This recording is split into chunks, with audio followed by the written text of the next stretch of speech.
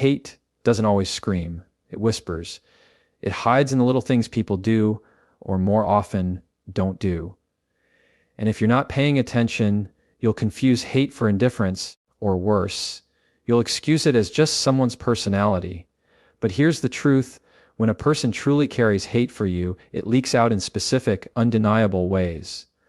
And once you see them, you can't unsee them. Let's talk about the signs that reveal someone doesn't just dislike you, they hate you. A lot. When someone truly hates you, one of the clearest ways it shows up is in how they respond to your success.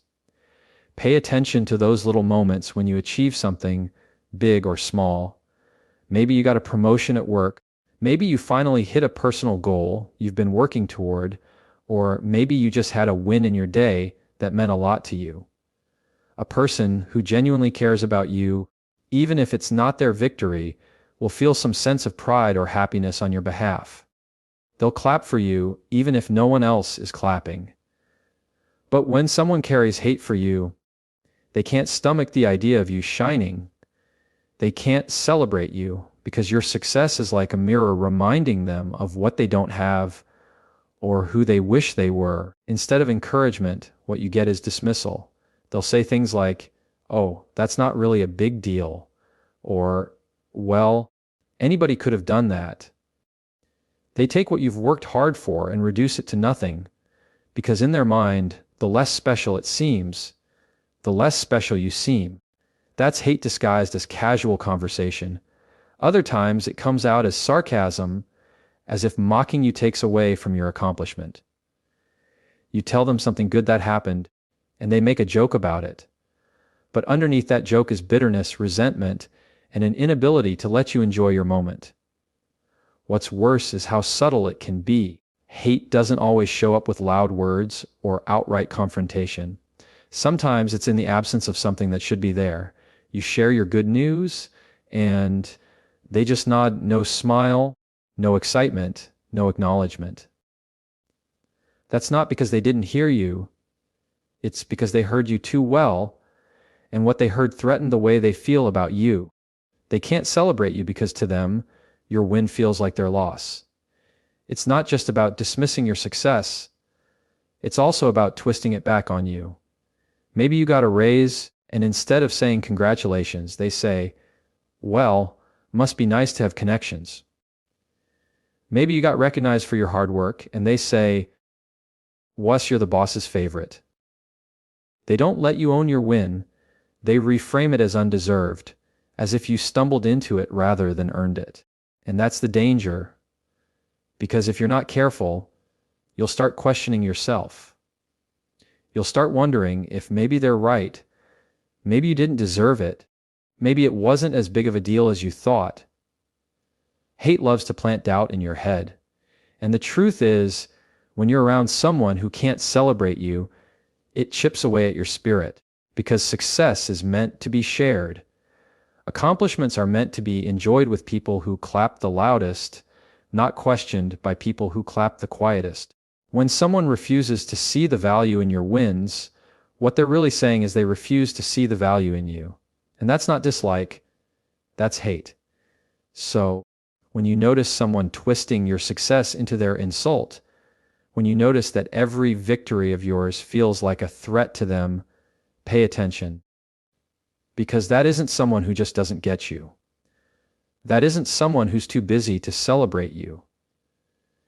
That is someone who hates you more than they will ever admit. One of the clearest signs that someone doesn't just dislike you but truly hates you is how they respond when life knocks you down.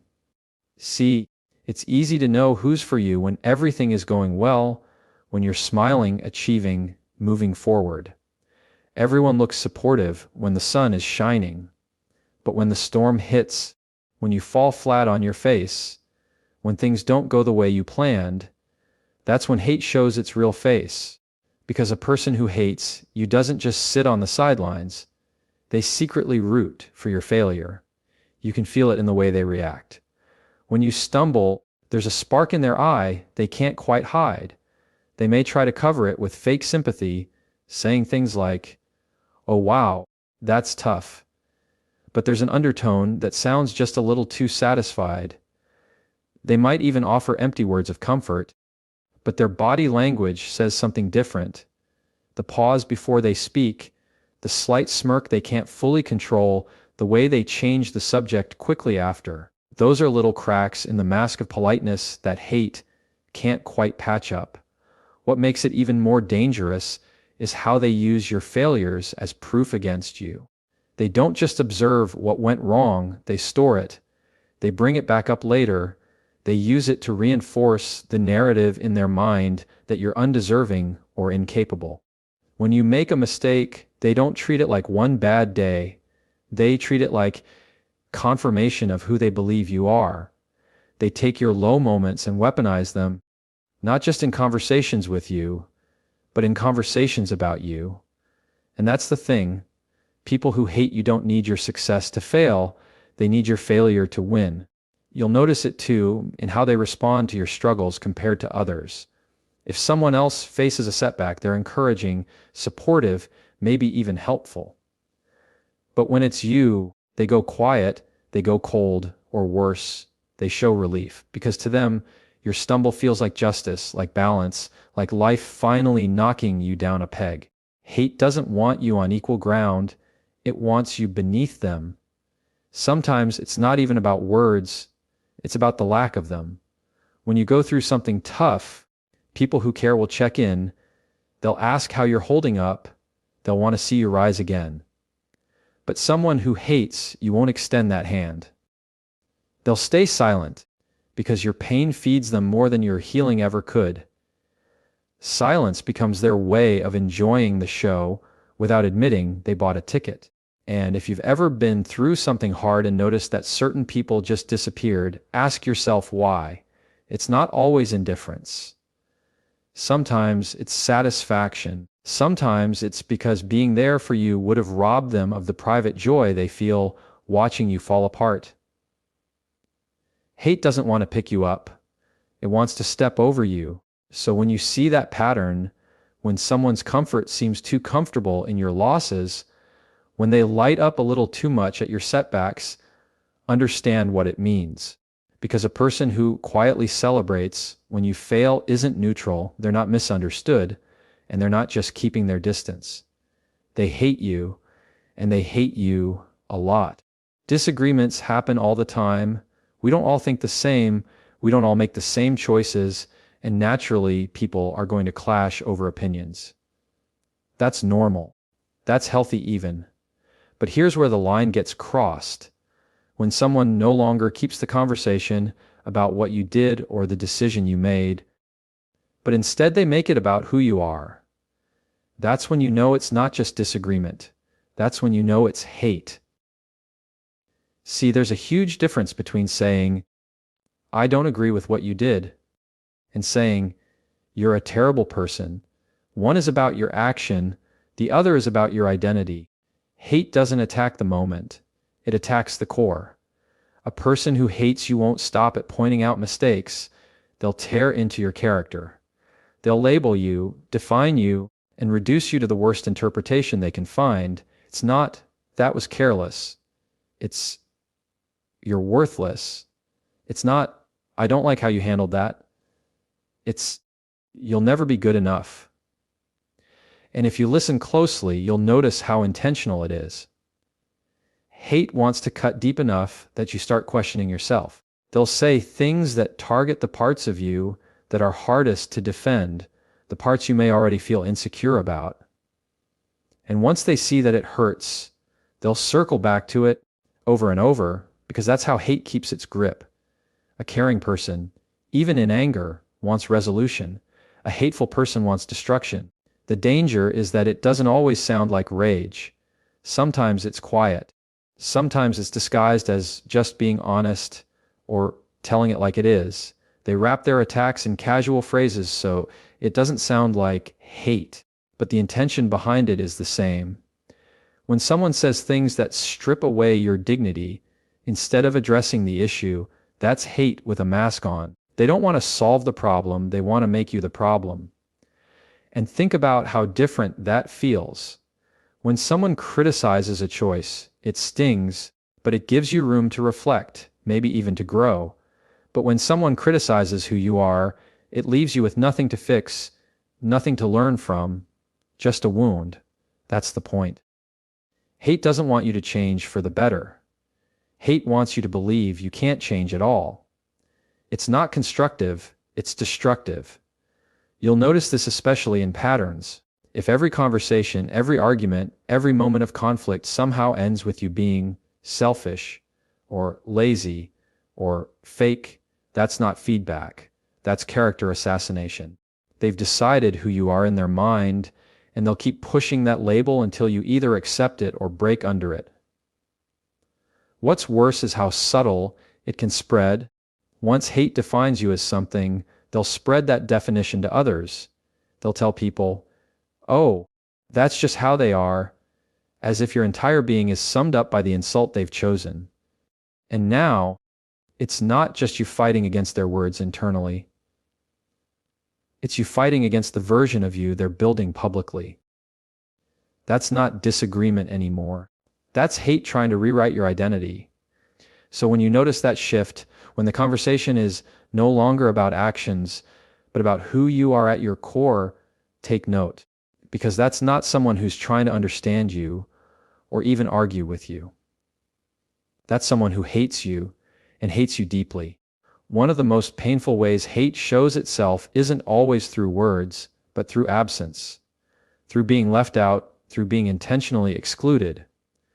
When a person really hates you, they don't just disagree with you, they don't just mock your success or root for your failure, they make sure you feel invisible. And it's not by accident. It's calculated. They want you to know you weren't thought of, you weren't invited, you weren't considered. Because to them, the act of shutting you out is a quiet way of cutting you down. You can see it in the little things first. The group gets together, but somehow you never get the text. Everyone is in on a conversation, but your name never comes up. Plans are being made right in front of you, but no one bothers to ask if you're free. And at first, you might convince yourself it was just an oversight, that maybe they forgot, that maybe it wasn't personal. But when it happens again and again, it's not coincidence, it's intention. Exclusion becomes their way of showing you where you stand with them on the outside, and that's what hate does. It isolates. It uses silence and absence as weapons sharper than any insult, because rejection in its quietest form still stings the loudest. When someone truly hates you, their goal isn't just to disagree with you. It's to erase you, to make you feel like you don't matter enough to be included. And that's why it hurts so much, because inclusion is a basic human need. Everyone wants to feel like they belong somewhere. Hate strips you of that, not by yelling, but by ignoring. What makes it worse is the way they disguise it. If you were to call it out, they'd probably shrug and say, "Oh, I didn't think you'd want to come," or "I didn't think it was a big deal." But it is a big deal, because people who care about you don't assume you don't want to be included. They make space for you. They make sure you know you're wanted, even if you decline.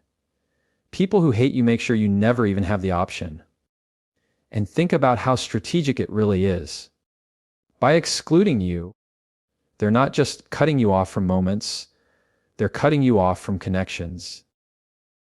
They're making sure your voice isn't in the room, your presence isn't felt, your influence isn't part of the group. Exclusion is one of the easiest ways to disempower someone, because if you're not there, you can't contribute, you can't be heard, you can't be seen. That's not an accident. That's hate playing the long game. And here's the thing, sometimes exclusion hurts more than open conflict. When someone argues with you, at least they're acknowledging you exist. At least your presence matters enough to spark a reaction. But exclusion, that's a colder kind of cruelty.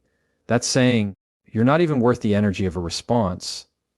And when you experience that enough times, it can break you down in ways you don't even realize. It makes you second guess your worth.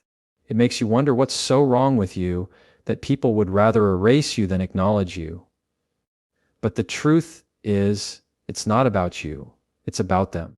Their hate is so deep that they can't stand to share space with you, can't stand to give you even the smallest piece of belonging. That's how strong their bitterness runs. So when you start noticing those patterns of exclusion, when you realize the silence around you isn't an accident, but a decision, take it for what it really is. Because when someone consistently shuts you out, it's not misunderstanding and it's not forgetfulness, it's hate. And it's hate a lot. There's something about pain that reveals people's true feelings toward you. Because when life hits you hard, the people who care about you can't help but feel it too. They lean in, they show concern, they hurt alongside you even if they don't fully understand what you're going through. But when someone hates you, it's the opposite. Your pain becomes their entertainment. Your heartbreak becomes their satisfaction. And they may not say it out loud, but if you look closely, you'll see it. They take joy in your suffering. It shows up in the little reactions first.